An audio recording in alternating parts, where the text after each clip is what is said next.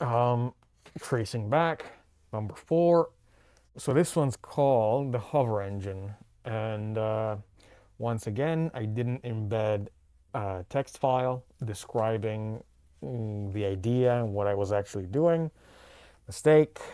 I think text files, descriptions are probably even more useful for style permanence than reference images. I don't know what it is. I think referencing reference images are great, obviously, and they're needed, especially for something like this. But at least from my brain, they kind of melt away, and I start deviating so much from my initial idea. And so text files, they're great for that specifically.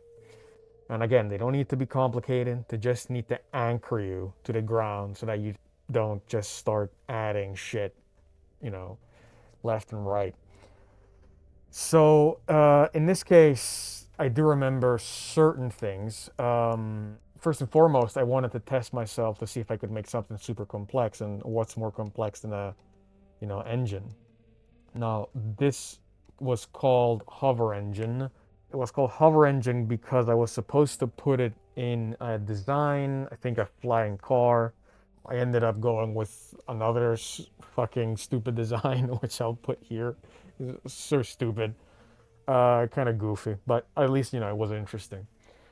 This is the way I modeled this was purely Boolean operations, a lot of knife cuts, merges, pretty much standard stuff.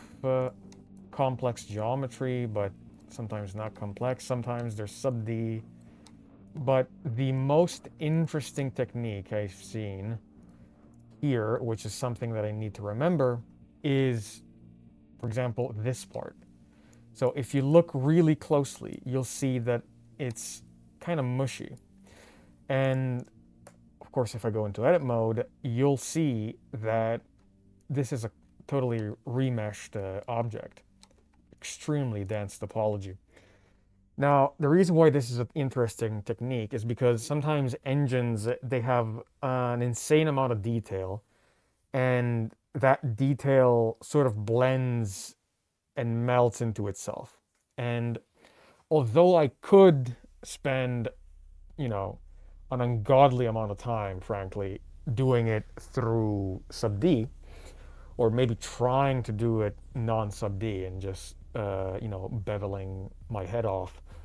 Um, this technique is better because if your computer can handle it and you can remesh with pretty dense topology, you'll be able to kind of get that look of complex details kind of merging into each other.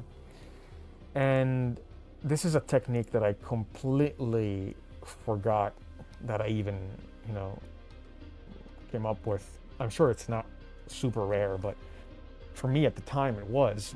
Um, and so, yeah, this is a very useful technique. Obviously, there are cons. It's very heavy, right? A lot of polygons.